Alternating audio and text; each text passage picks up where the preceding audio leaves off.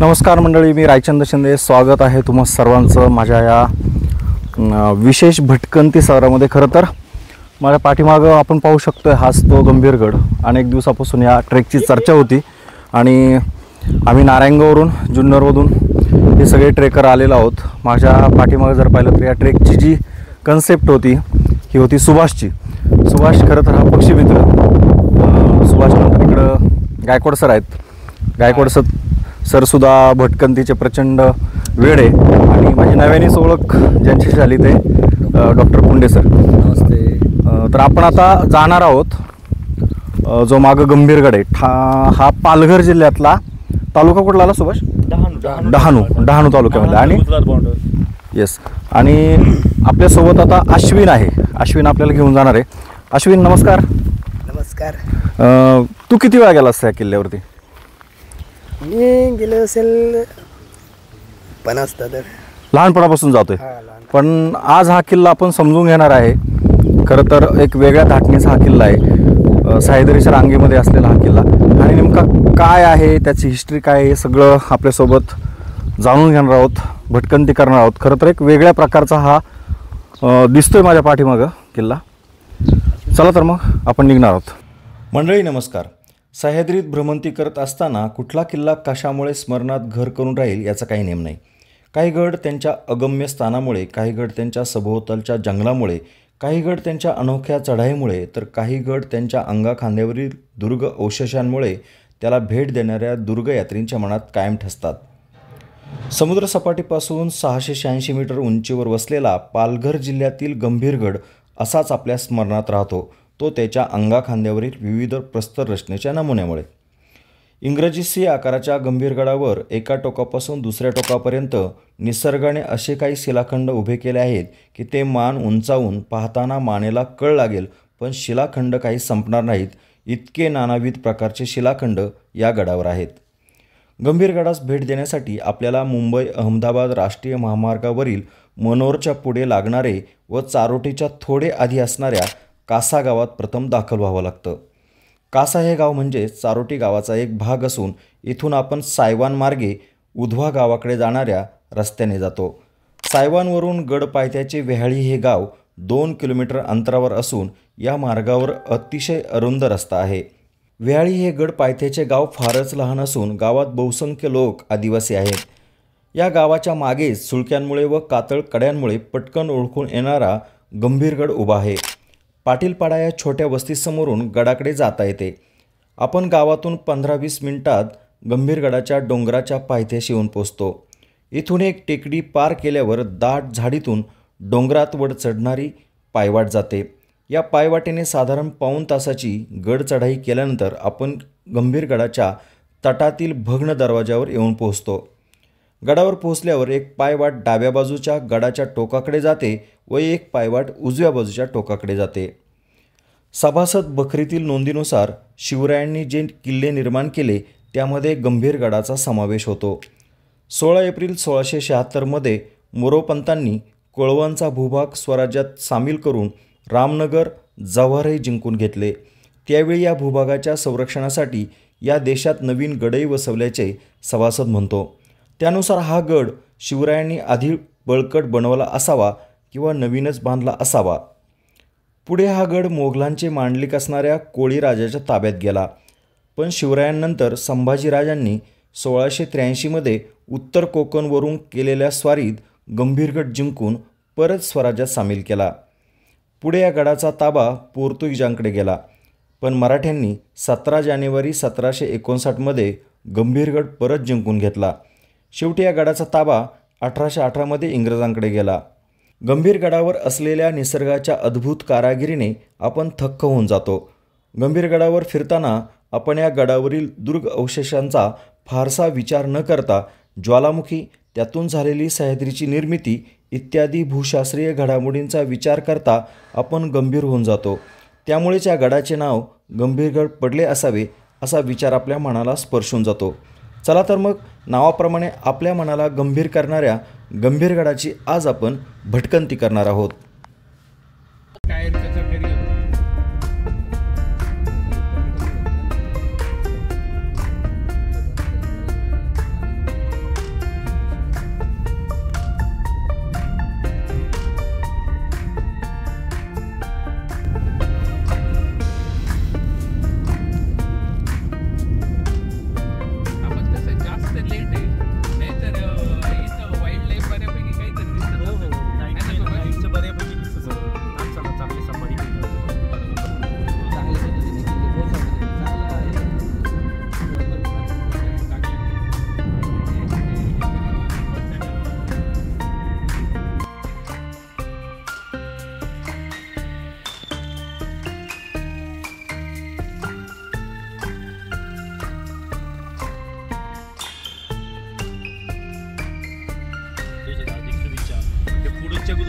संतोष काळेंनी काढली.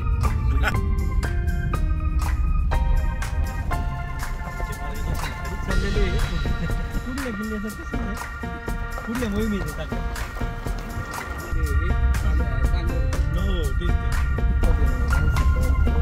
एकच माणूस तेवढा.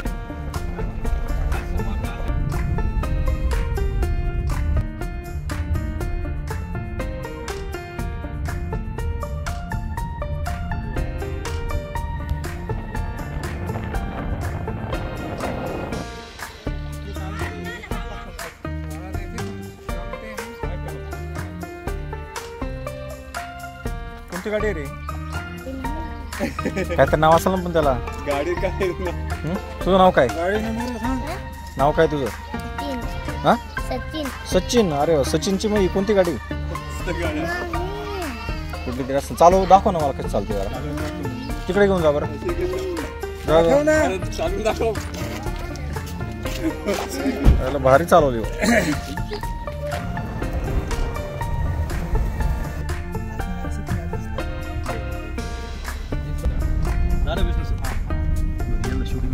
त्या मोडायची माशी.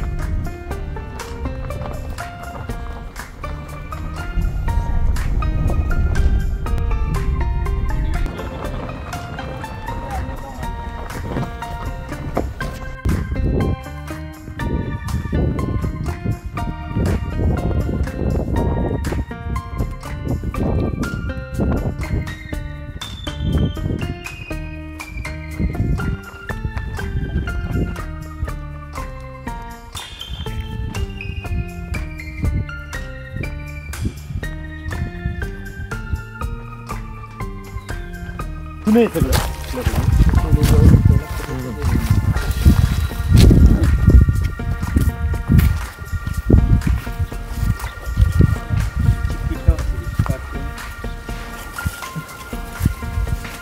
नंदी मस्त आहे. नंदी चांगलं आहे. देवा माफ करा. पुढची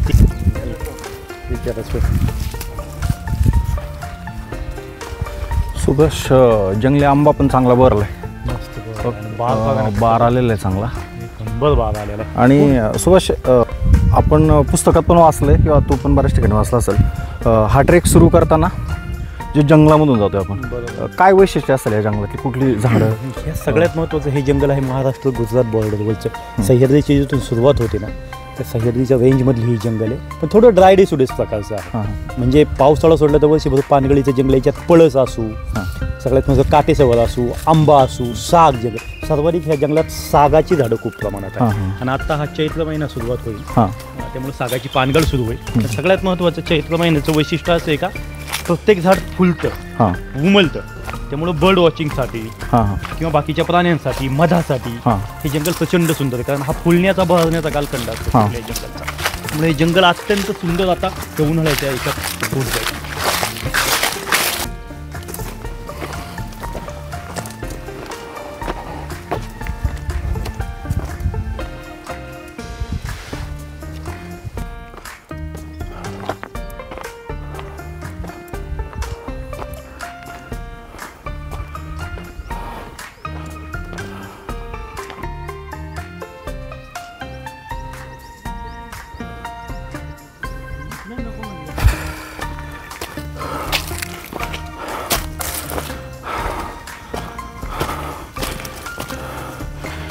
अर्धा तासापूर्वी आम्ही हा गड सर करायला सुरुवात केली आणि आता साधारण 25% आपण चढून आलेलो आहोत. आणि हा मधला जो भाग आहे तो काळे पाषाण, मोठमोठाले दगड, आणि असाच हा सरळ मार्गावरती जातो आहे.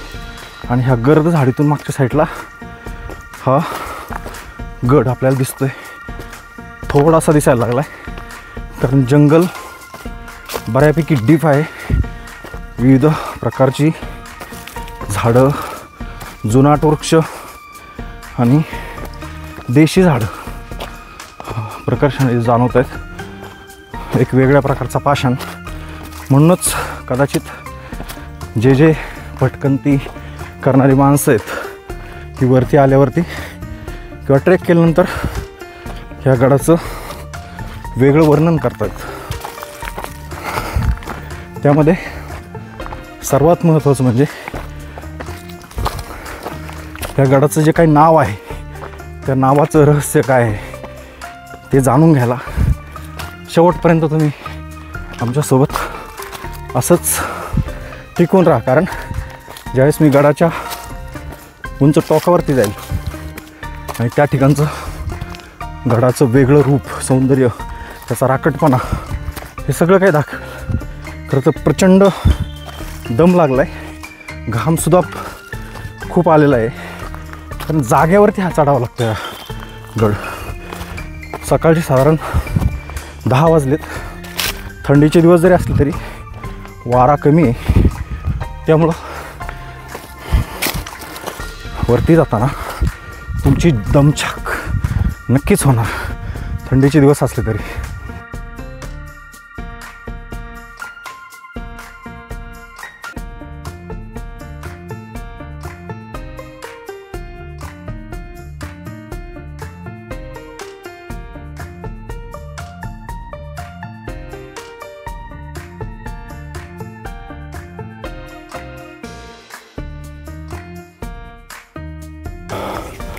आता आपण ज्या ठिकाणी आलोय, स्वस्त तुझ्या पाठीमागे नेमकं काय आहे, काय गेले अर्ध्या पाऊण तासापासून आपण गंभीरगड जेव्हापासून सुरुवात केली तर गडाचं पहिलं अवशेष, गडाच्या पहिल्या बांधणीचं थोडेफार अवशेष इथं पूर्णपणे बांधीव तटबंदी तुम्हाला दिसते.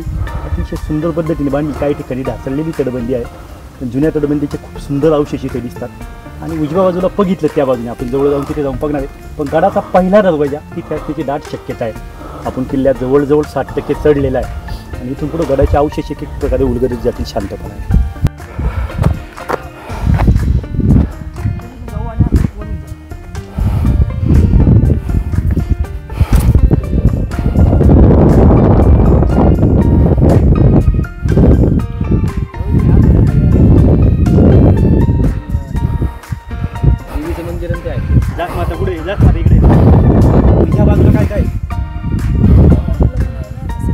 अजून एक देवी आहे ना, 2.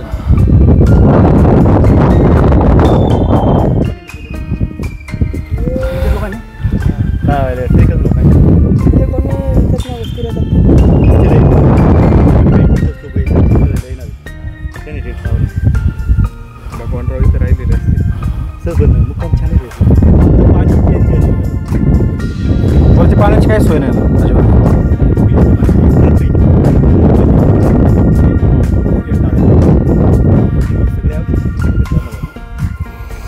किल्ल्यावर येताना मधमाशांना जपलंच पाहिजे. जपलं पाहिजे. जंगलात वाघाची गाठ पडावा, मधमाशांची नाही पडावा. मग काय काळजी घेतली पाहिजे?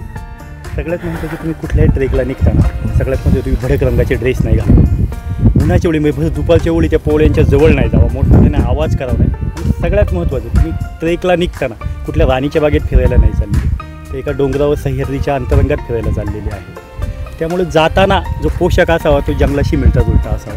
पण भडक रंगाच्या कपड्याने पुढं आग लावली, धूर निघाला, वेगवेगळ्या प्रकारचे स्प्रे मारला, त्या वासाने त्या मधमाशा आठवायचं, त्याला जपलं पाहिजे. त्यांना त्यांच्या ह्याच्यात राहून द्यायचं जंगल. साधा सिंपल ड्रेस कोड असा तुम्ही घातला अगदी पायाच्या शूजपासून.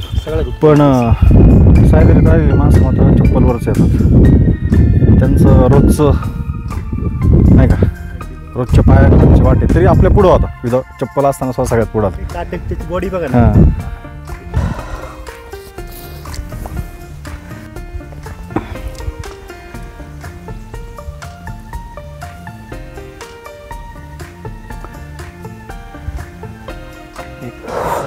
हां, एकच हा असं तो जाऊ पळच तो. आपण आता किल्ल्याच्या 60% जास्त वरती आलेलो आहोत आणि मागे एक जुना वृक्ष दिसतोय.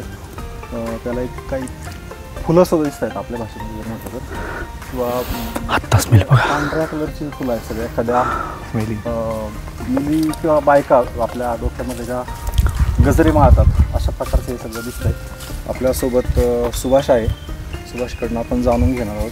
पुन्हा एकदा झाडावरती जाऊ क्लोज काही. तर प्रत्येक किल्ल्याची जंगलाची एक वेगळी ओळख असते.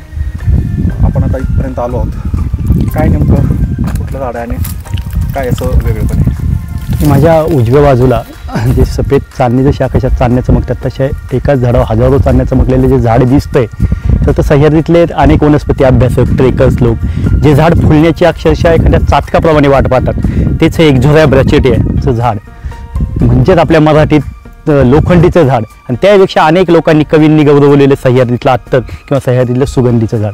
खरं तर एक झोऱ्या ब्रॅचेटा म्हणजे त्याचं सायंटिफिक नावाचा अर्थ होतो ह्या काटकोनात आलेली फुलं, याचा आकार असतो काटकोनात म्हणून ते ब्रॅचिएटा. ओके, पण याचं सगळ्यात महत्त्वाचं नाव आहे लोखंडी. व्हाय इज लोखंडी? त्याचं एक इंग्लिश नाव सुद्धा आहे मशाल ट्री. आणि इतिहासात याचे इतके उत्कृष्ट दाखले आहेत आपल्या छत्रपती शिवाजी महाराजांच्यापासून किंवा मराठी मावळ्यांपासून. ज्यावेळी एका किल्ल्यावर दुसऱ्या किल्ल्यावर जायचं होतं बऱ्याच वेळा ह्या सगळ्या मोहिमा रात्रीच्या होत होत्या, त्यावेळी मशाल म्हणून ज्या झाडाचं खोड किंवा फांदी वापरली जायची ते लोखंडीचं झाड, कारण याचं ज्वलन क्षमता प्रचंड मोठ्या प्रमाणात आहे. कारण बाकीच्या झाडाचं जर ज्वलन क्षमता 3 ते 4 तास असेल तर ह्या झाडाची ज्वलन क्षमता 10 ते 12 तास आहेत. आणि सगळ्यात महत्त्वाचं याला वाय लोखंडी. तुम्ही हे जर झाड बघितलं राकट रेषा कणखर रेषा अशा पद्धतीचं दणदणीत राकट झाड आहे आणि वाय इज लोखंडी. या स्थानिक सगळ्या आदिवासींची घरांचा जो मुख्य भाग असतो ना, ज्याला आड म्हणतो तो मधला झाड, ह्या लोखंडीच्या झाडाने असतो. कारण हे लोखंडीचे झाड सहजासहजी तुटणार नसतं, लोखंडाप्रमाणे टणक असतं म्हणून आर्यन ट्री म्हणतात याला. मशाल ट्री असंही म्हणतात. खुरटी खुर्रा अशा वेगवेगळ्या प्रकारचे आहेत. पण याचं सगळ्यात महत्त्वाचं जे वैशिष्ट्य मी तुम्हाला मगाशी सांगितलं, अनेक वनस्पती अभ्यासक किंवा मी परदेशातले वनस्पती अभ्यासक सुद्धा हे झाड फुलण्याची वाट का पाहतात. खरं तर सह्याद्रीतल्या सुगंधा खरं हे नाव सार्थ करणारं याचं फूल, याच्या जवळ जायचं आणि शांतपणे तो धुंद होणारा फक्त तुम्ही सुगंध घ्यायचा, अक्षरशः वेळ लावणारा. काही सुगंध पटकन येतात, एका मिनिटात जातो, हा अक्षरशः उतरत जातो तुमच्या शरीरात हा सुगंध सगळ्या प्रकारचा.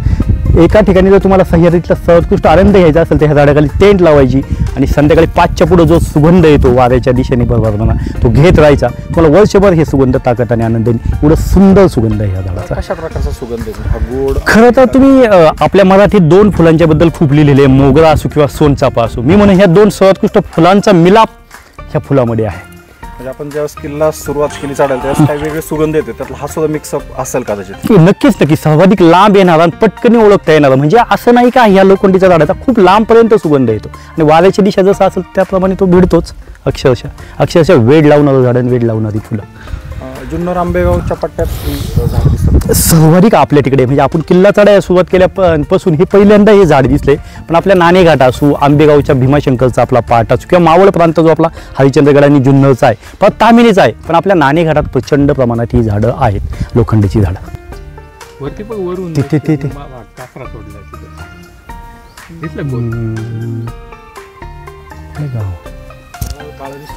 इकडे जायला असता दादा, इकडे जायला असता. काय जेवायला देता? हा नाही जेवायला काय देता? डाळ, अजून बटाटे, भात, भाकरी, नॉनव्हेज पण असतं. आणि कसं रुपये ताट आहे दादा? कसं रुपये ताट आहे? किती रुपये घेता? हा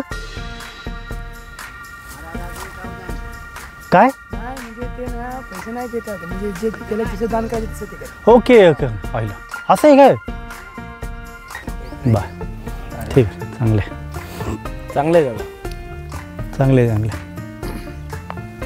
ना सर. एवढं 2-4 फुलांचं नाही वाटत.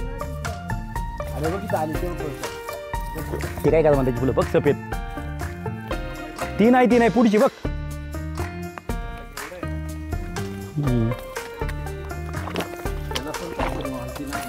अश्विन चल सर, 1 तास झाला आपल्याला येऊन. 1 तासाच्या पुढे गेलो का? हा मग चल, अजून 8 तासात वरती.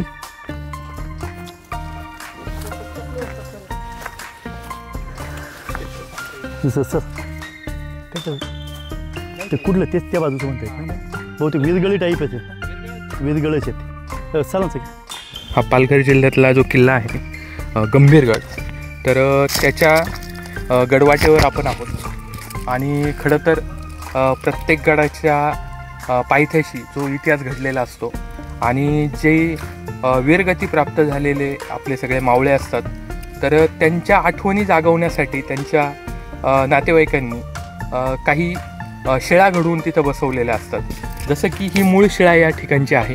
आणि त्याच्यावर बऱ्याच वेळा चंद्र, सूर्य आणि तो वीर ज्या पद्धतीने त्याला वीरगती मिळालेली आहे त्याचं प्रतिकात्मक स्वरूप हा मधल्या या ठिकाणी कोरलेला असतं. आणि इकडे चंद्र, सूर्य म्हणजे चंद्र आणि सूर्य असेपर्यंत तुझी कीर्ती अशीच अबाधित राहील. आणि या ठिकाणी अशी जी त्याला दिवाबत्तीची सोय पूर्वी जशी असायची तर त्या पद्धतीने तेल आणि मग त्याला वाती करून त्याच्या स्मृतीसाठी आत्ता आपण जसे मंदिरांना किंवा याला रोषणाई करतो तशी त्याला अखंड ज्योत तेवत राहावी अशी व्यवस्था आपल्या पूर्वजांनी सुद्धा त्यांच्या वीर जे त्यासाठी शहीद झालेले आहेत त्यांच्यासाठी केलेली आहे. आजही आपण शहीद स्मारक जे पाहतो तर तिथं असा दिवा किंवा ज्योत किंवा मशाल तेवत ठेवण्याची प्रथा आहे. खरं तर ही आपल्या पूर्वजांपासून आलेली प्रथा असावी. 200 फुटापर्यंत.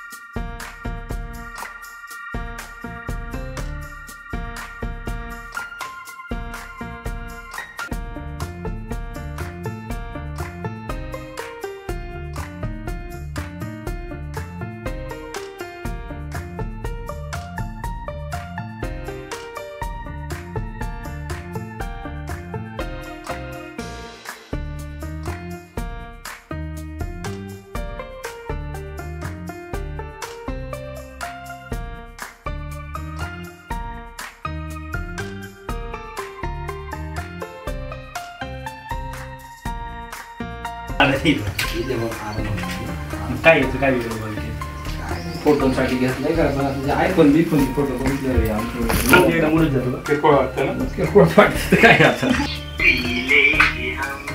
काय तर दादा इथं एक मैफिल झाली. हा का?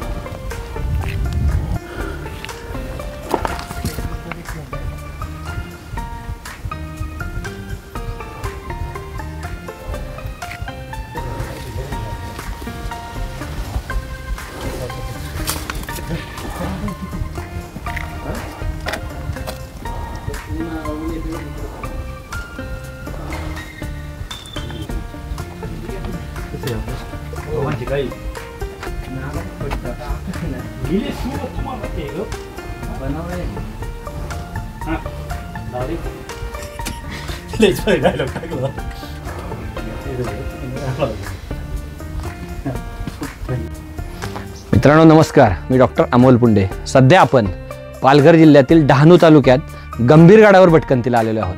खरं तर डहाणू तालुक्यातील नेहाळी नावाचं जे गाव आहे ते या गंभीरगडाच्या पायथ्याचं गाव आणि तिथपासून आपण साधारणपणे 1.25 तासाची चढाई केल्यानंतर या ठिकाणी येऊन पोहोचतो.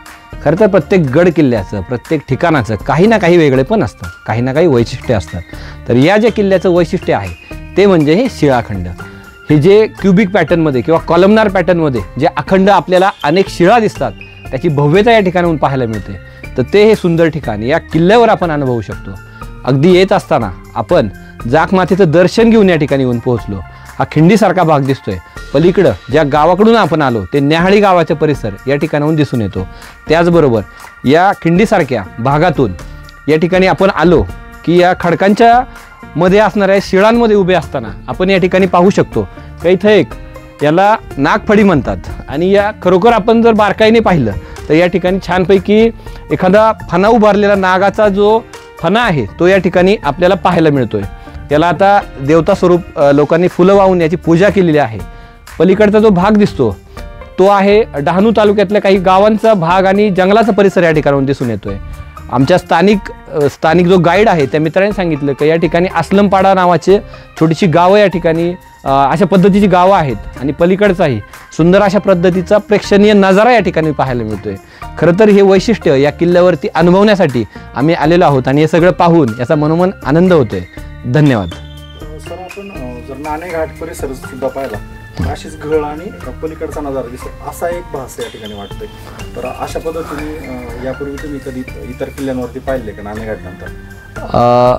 खरं पाहिलं तर या ठिकाणी आल्यानंतर घळीचा भाग जर बघितला तर त्याचं काही प्रमाणात अनुभूती या ठिकाणी येऊ शकते. परंतु हे अखंड अशा पद्धतीचे शिलाखंड आहेत हे फार क्वचित ठिकाणी आपल्याला पाहायला मिळतात आणि या ठिकाणचं वैशिष्ट्य खरं तर या ठिकाणी आहे.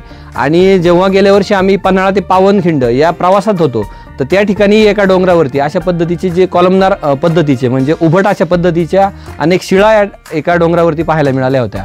तर कदाचित कॉम्पॅक्ट बेसॉल्टमधला हा एक प्रकार शिळांचा या ठिकाणी आपल्याला पाहायला मिळतोय. काहीसं साम्य जरी वाटलं तरी खडकाची वैशिष्ट्य मात्र काही प्रमाणात थोडीशी वेगळी आहेत, जी अगदी काही सुटलेल्या तर काही थोड्याशा एकत्रितरित्या उभ्या असणाऱ्या अखंड शिळा या ठिकाणी आपण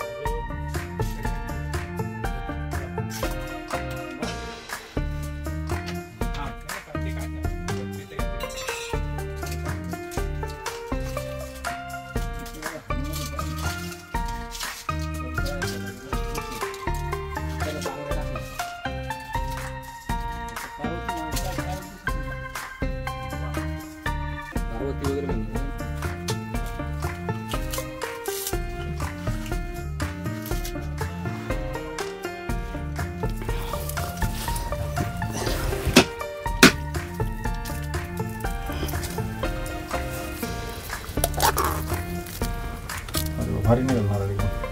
इथे यात्रा वगैरे असते कधी? नाही रे नाही. लोक कधी येतात तिथं? येतात म्हणजे ज्याला वाटेल तेव्हा? जेव्हा वाटेल. तू काय मागाशी म्हटलं ते काय मानतं काय असतं? मानतात नवस. नवस नवस फेडायला येतात तिथं.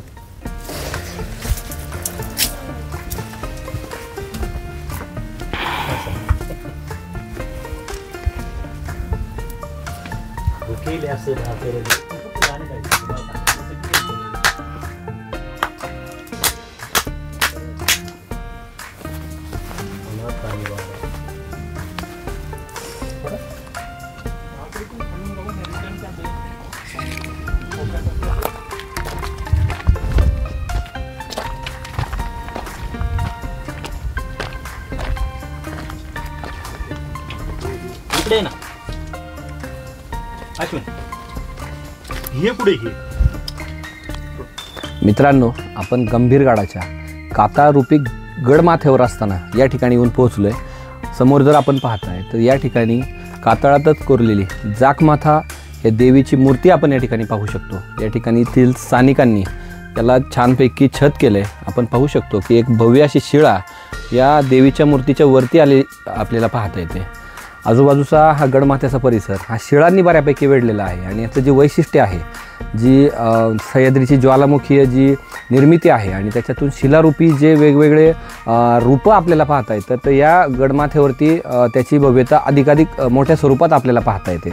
खरं तर ऐतिहासिक दृष्टिकोनातून जर म्हटलं की महाराजांनी मुख्यत्वे करून जे गडकोट नव्याने बांधले किंवा अधिक बळकट केले त्यापैकी हा गंभीरगड त्यातला एक असावा, असा सभासद बखरी त्याचा उल्लेख आहे.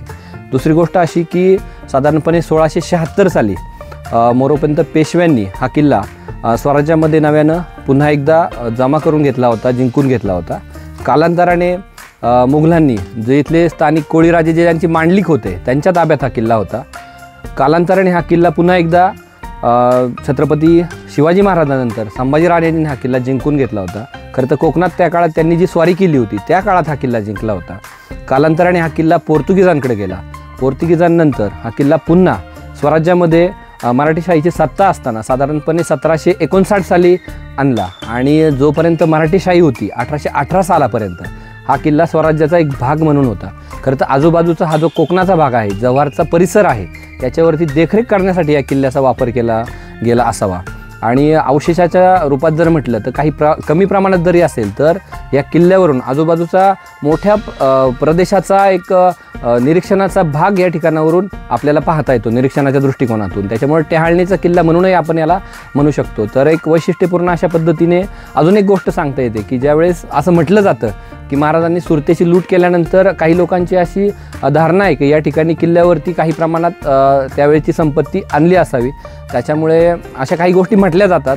त्या अनुषंगाने या किल्ल्यावरती या सगळ्या गोष्टींची, ऐतिहासिक गोष्टींची आठवण झाल्याशिवाय राहत नाही. आणि एका कोकणातल्या सुंदर किल्ल्याला भेट दिल्याचा आनंद सोबत घेऊन आम्ही आता परतीच्या प्रवासाला लागणार आहोत. धन्यवाद. जय शिवराय.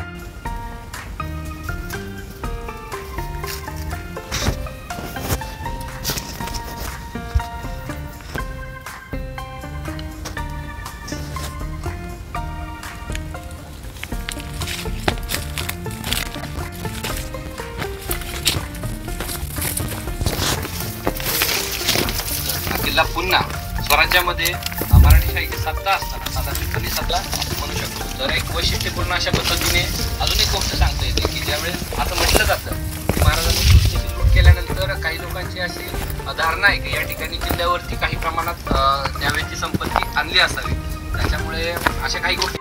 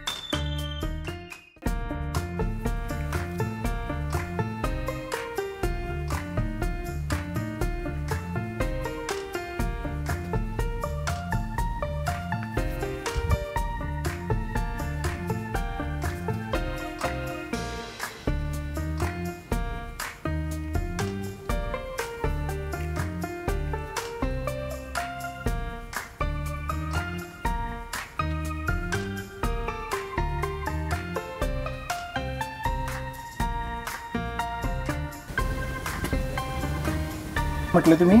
माताजी मातादी. तुमचं नाव काय? भिकला चष्मा. हां. भिकला चष्मा मागे.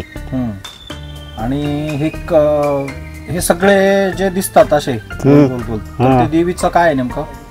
ते जुनं ते जुनं आहे, जुनं. जुनं मारामारी होते त्यांचं हे. हा का? हे रोज पूजा करता का तुम्ही मग? हां रोज हा. किती वाजता? सकाळी? सकाळी हा. सांगते अगरबत्ती दिवा. अगरबत्ती दिवा वगैरे. आता इथं मंदिर पण होणार आहे. हां तसं बनवायचं आहे. हा ना?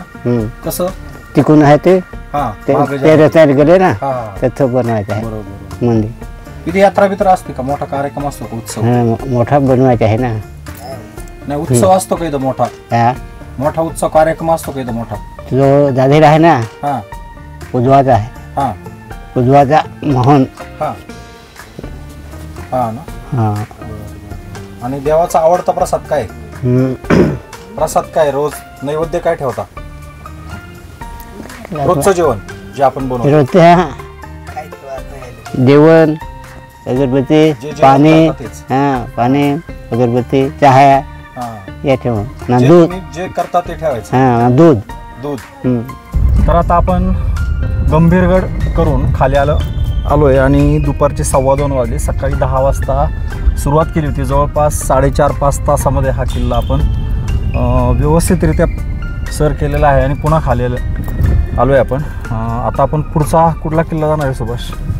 सेगवा किल्ल्यावर जाणार आहे. मुंबई अहमदाबाद महामार्ग वाचणारा महाराष्ट्र जवळचा सेगवा किल्ला, जसं इतिहासात सेगवाह असा उल्लेख आहे, त्या किल्ल्यावर आपण जाणार आहोत. बरं. काय त्याचं वेगळेपण आहे काय? काही गोष्टी तिथे जाऊनच उलगडण्यास मजा आहे, तर त्या किल्ल्यावर जाऊनच आपण त्या गोष्टी नेमकं काय हे सगळं आपण पाहणार आहोत.